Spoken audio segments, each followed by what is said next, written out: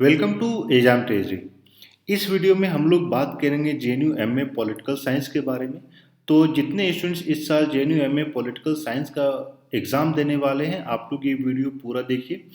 इस वीडियो में हम लोग आपके साथ डिस्कस करेंगे एंट्रेंस एग्ज़ाम को क्रैक करने के लिए आपको अलग अलग कैटेगरीज में अगर आप हैं तो आपको कितना स्कोर करना पड़ेगा।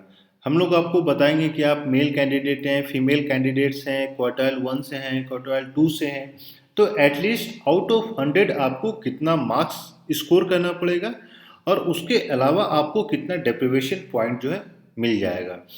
ये सवाल जो है बहुत सारे स्टूडेंट के द्वारा पूछा गया था, उनको पता नहीं चल रहा था कि क्रैक करने के लिए मिनिमम कट ऑफ कितना होगा, कितना स्कोर करना पड़ेगा। तो इन सारी चीज़ को आज हम लोग डिकोड करेंगे। जितने स्टूडेंट्स पहली बार एग्जाम ट्रेजरी के इस चैनल पे आए हैं तो आप लोगों को बता दूं कि आप लोगों के लिए हम लोग एक 10 सेट का टेस्ट सीरीज भी लेकर आए हैं। टेस्ट सीरीज के लिए आपको रजिस्टर करना है। रजिस्ट्रेशन का लिंक वीडियो के डिस्क्रिप्शन में दिया हुआ है। उसके साथ ही मैं आपको बता दूं कि जितने स्टूडेंट्स रजिस्टर कर लिए हैं तो ये एक मोबाइल नंबर दिया हुआ है 9910943608। इस मोबाइल नंबर को आप अपने मोबाइल में सेव कर लीजिए। इसको आप एग्जाम ट्रेजरी के नाम से सेव कर लीजिए। इसके थ्रू क्या होगा कि जो भी इम्पोर्टेंट अपडेट्स हैं हम आपको इंस्टेंटली व्हाट्सएप के थ्रू शेयर कर पाएंगे। इसके साथ ही अगर आपका कोई क्वेरीज है तो ये फ़ोन नंबर दिया हुआ है, आप यहाँ पे अपने क्वेश्चन को पूछ सकते हैं या मैसेज करके पूछ सकते हैं। तो सबसे पहले अगर आप कट ऑफ की हम लोग बात करें तो जनरल कैटेगरी का जो एमए पॉलिटिकल साइंस का कट ऑफ था वो था आपका 68। वहीं अगर आप ओबीसी की बात करते हैं तो कट ऑफ था 53, एससी के लिए 48 था, एसटी का 52 था और फिजिकली हैंडीकैप कैटेगरी का कट ऑफ था 38। यहाँ पे हम आपको डिप्रीवेशन पॉइंट बता रहे हैं। जो आप जब मास्टर्स के लिए अप्लाई करते हैं तो आपको दो जगह पे डेप्रिवेशन पॉइंट मिलता है। एक तो आपने 10th या 12th कहाँ से किया है, प्लस आपने ग्रेजुएशन कहाँ से किया है। इसके अलावा जितने फीमेल कैंडिडेट्स हैं उनको सेपरेटली एक्स्ट्रा मार्क्स दिए जाते हैं। तो आपने अपना 10th या 12th अगर क्वार्टाइल 1 से किया है तो आपको 3 मार्क्स मिलेंगे। अगर यहीं आपने 10th और 12th क्वार्टाइल 2 से किया है तो आपको 2 मार्क्स मिलेंगे। सेपरेटली ग्रेजुएशन आपने अगर क्वार्टाइल 1 से किया है तो 3 मार्क्स, क्वार्टाइल 2 के 2 मार्क्स। अगर आप फीमेल कैंडिडेट हैं तो आपको 5 मार्क्स एक्स्ट्रा दिया जाता है। और अगर आप फीमेल कैंडिडेट्स हैं और एसटी, एससी, ओबीसी या फिजिकली हैंडीकैप्ड हैं तो आपको टोटल 7 मार्क्स दिया जाएगा। तो ये जो मार्क्स मिलता है ये मार्क्स एबव आप जितना स्कोर कर रहे हैं रिटन एग्जामिनेशन में उसके अलावा ये मार्क्स आपका ऐड हो जाता है। और ये जो आपका जो कट ऑफ क्रिएट होता है ये आपका क्वार्टाइल मार्क्स या डेप्रिवेशन पॉइंट को ऐड करने के बाद ही दिया जाता है। तो सबसे पहले आज हम लोग देखेंगे मेल कैंडिडेट्स के बारे में। तो मेल कैंडिडेट्स अगर आप जनरल कैंडिडेट हैं और मैं आपको बता दूं कि जनरल कैटेगरी से हैं और आपने अगर क्वार्टाइल 1 से अपना 10th या 12th किया है और अगर आप ग्रेजुएशन भी क्वार्टाइल 1 कैटेगरी से किए हैं तो आपको 6 मार्क्स एक्स्ट्रा दिया जाता है। इसका मतलब आपको 54 ही अगर आप स्कोर करते हैं आउट ऑफ 100 तो आपको मिल जाएगा। क्योंकि मैं बता दूं ये सारा जो रिटन एग्जामिनेशन ये 100 मार्क्स का होगा तो आपको रिटन एग्जाम में आउट ऑफ 100 ही स्कोर करना पड़ेगा। आपने मान लीजिए 10th या 12th कोई भी क्वार्टाइल 1 से किया है और आपने ग्रेजुएशन मान लीजिए क्वार्टाइल 2 से किया है तो आपको 5 मार्क्स एक्स्ट्रा मिलेगा, यानी आपको 55 स्कोर करने पड़ेंगे। यही मान लीजिए आपने क्वार्टाइल 1 से 10th या 12th किया है लेकिन नॉन क्वार्टाइल से ग्रेजुएशन किया है तो आपको 3 मार्क्स ही मिलेंगे। ये 3 मार्क्स आपका सिर्फ 10th या 12th के बेसिस पे मिलता है। सिमिलरली यहाँ पे आप देख पाइएगा कि क्वार्टाइल 1-2 के लिए आपको अगर आप क्वार्टाइल 2 से हैं तो भी आपको 5 मार्क्स मिल जाएगा, क्योंकि आपने क्वार्टाइल 2 से 10th या 12th किया है और ग्रेजुएशन क्वार्टाइल 1 से किया है। तो बेसिकली Q1 का जो मार्क्स होता है वो आपका 3 मार्क्स है और क्वार्टाइल 2 का जो आपका मार्क्स है ये 2 मार्क्स है। और सिमिलरली आपका यहाँ पे देखा जाएगा कि आपने 12th कहाँ से किया है या 10th कहाँ से किया है और ग्रेजुएशन कहाँ से किया है। तो ये जो लास्ट में हम पिछले स्लाइड में हम लोग ने डिस्कस किया था इसी के बेसिस पे ये सारा चीज़ कैलकुलेट होता है। फॉर एग्जांपल जैसे ये 6 मार्क्स हैं तो यहाँ पे आपके 3 मार्क्स जो है 10th या 12th के हैं और 3 मार्क्स जो है आपका ग्रेजुएशन के हैं कि आपने ग्रेजुएशन कहाँ से किया है। ये तो हो गया आपका पूरा जनरल कैंडिडेट्स के बारे में। अब आते हैं ओबीसी के बारे में। तो ओबीसी का जो कट ऑफ था वो 53 था। तो उसी के बेसिस पे ये जो आपका क्वार्टाइल मार्क्स है ये आप देखिएगा कि सब में सेम ही रहेगा 653। यहाँ पे भी आप देखिएगा 653। तो आपका बेसिकली ये मार्क्स चेंज हो जाता है। जैसे अगर आप ओबीसी हैं और 10th 12th क्वार्टाइल 1 से किए हैं, ग्रेजुएशन भी क्वार्टाइल 1 से किए हैं, तो आपको रिटन एग्जाम में सिर्फ 47 स्कोर करना है। उसी तरीके से आपने अगर क्वार्टाइल 2 से आपने ग्रेजुएशन किया है और क्वार्टाइल 1 से आपका 12th है या 10th है, तो आपको सिर्फ 48 स्कोर करना है। तो ये बेसिकली एक मैट्रिक्स हम लोगों ने आपको समझाने के लिए क्रिएट किया है कि आप इस मैट्रिक्स को देख के समझ पाएंगे कि आपको रिटन एग्जामिनेशन में कितना स्कोर करना है। वहीं अगर मैं बात करूं एससी कैंडिडेट्स की, तो एससी कैंडिडेट्स का जो कट ऑफ था वो 48 था। तो आपको अब डिसाइड आपको पता ही होगा कि आपने क्वार्टाइल 1 से या क्वार्टाइल 2 से 10th या 12th किया है, प्लस आपने ग्रेजुएशन क्वार्टाइल 1 से किया है या क्वार्टाइल 2 से किया है, और उसके बिहाफ पे आप अपना ऐड कर सकते हैं। और ये वाला जो मार्क्स है ये वो दर्शाता है कि आपने ना 10th या 12th कहीं से नहीं किया है। फॉर एग्जांपल आपने 10th 12th और ग्रेजुएशन दिल्ली से किया है, तो आप इस कैटेगरी में फॉल कीजिएगा। अगर आप एससी कैंडिडेट हैं, अगर आप ओबीसी कैंडिडेट हैं, तो आपको 53 ही स्कोर करना पड़ेगा। वहीं मैं बता दूं कि एसटी कैंडिडेट्स का जो कट ऑफ था वो 52 था। और इसके बेसिस पे आप देख लीजिए कि आपने क्वार्टाइल 1 से किया है या क्वार्टाइल 2 से अपना 10th या 12th किया है, ग्रेजुएशन कहाँ से है। अगर आपने सारा कुछ दिल्ली से किया है तो आपको 50 स्कोर करना पड़ेगा। ये 50 नहीं होगा, ये 52 होगा। तो आपको 52 स्कोर करना पड़ेगा क्योंकि आपको कोई भी डिप्रीवेशन पॉइंट नहीं मिलेगा। और यहाँ से आप कैलकुलेट कर सकते हैं कि आप किस कैटेगरी में हैं और आपको डिप्रीवेशन पॉइंट कितना मिलेगा और उसके अलावा आपको मिनिमम कितना स्कोर करना पड़ेगा। अब आते हैं फीमेल कैंडिडेट्स।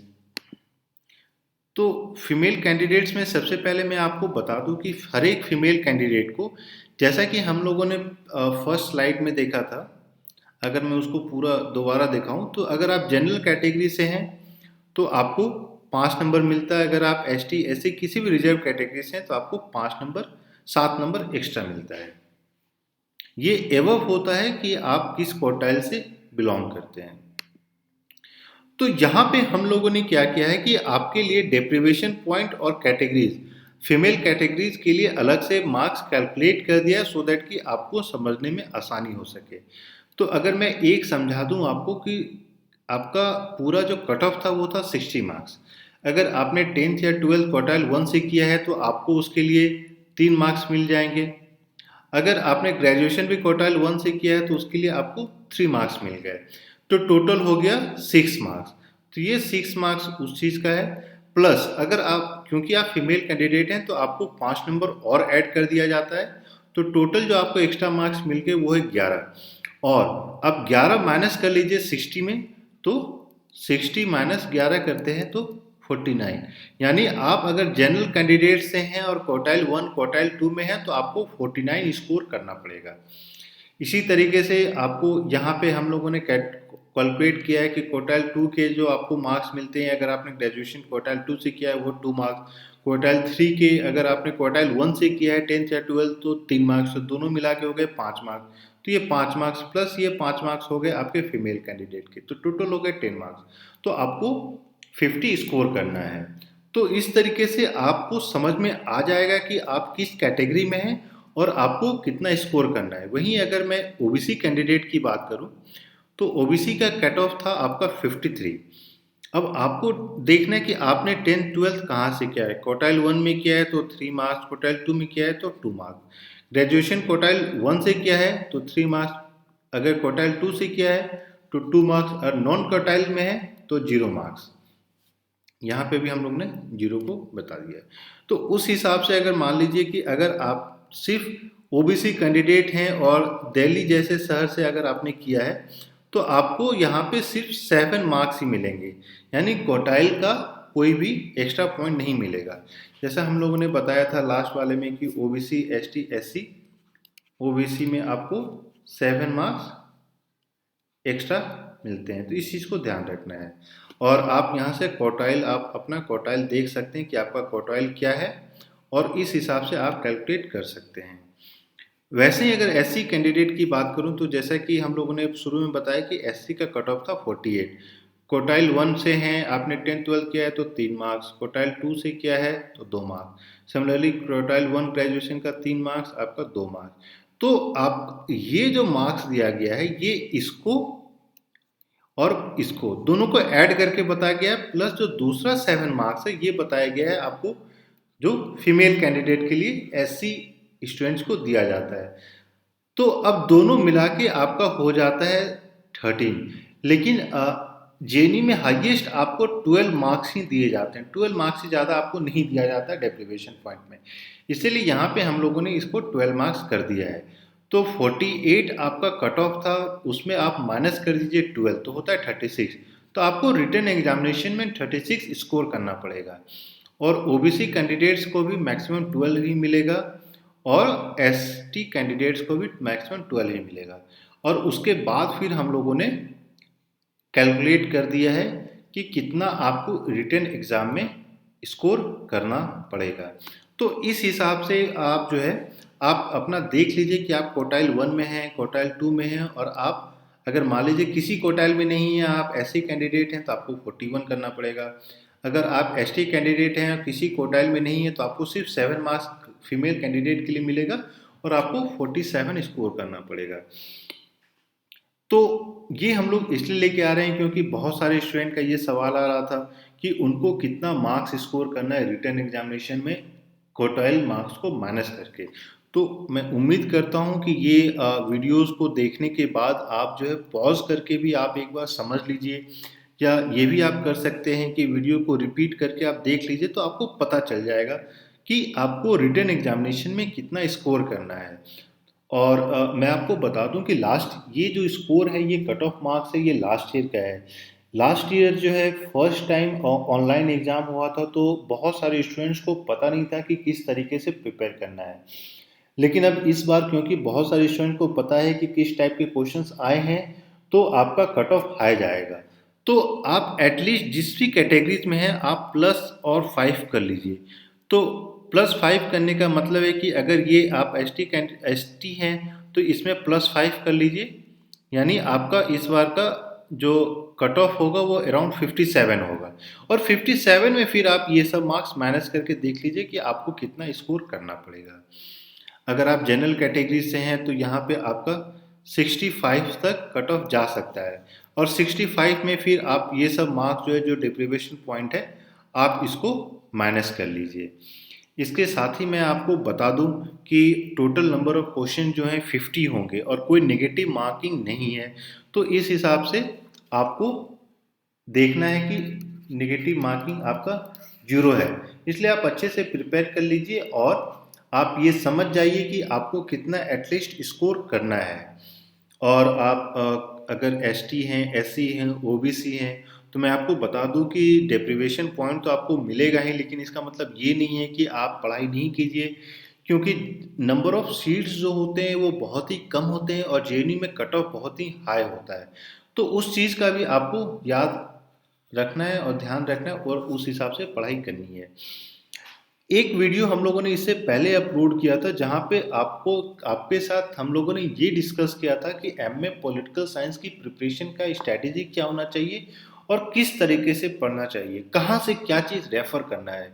क्योंकि बहुत सारे स्टूडेंट्स ये कॉल करके पूछ रहे थे कि उनको पता नहीं चल रहा है कौन से बुक से टॉपिक आएगा, कौन से बुक से क्या सेक्शन को पढ़ना है। ये मैं इसलिए बोल रहा हूँ क्योंकि अगर आप क्वेश्चन को देखिएगा तो बहुत ही डिस्क्रीट टाइप क्वेश्चंस पूछे गए थे। तो आप लोग इस तरीके से प्रिपेयर कर सकते हैं।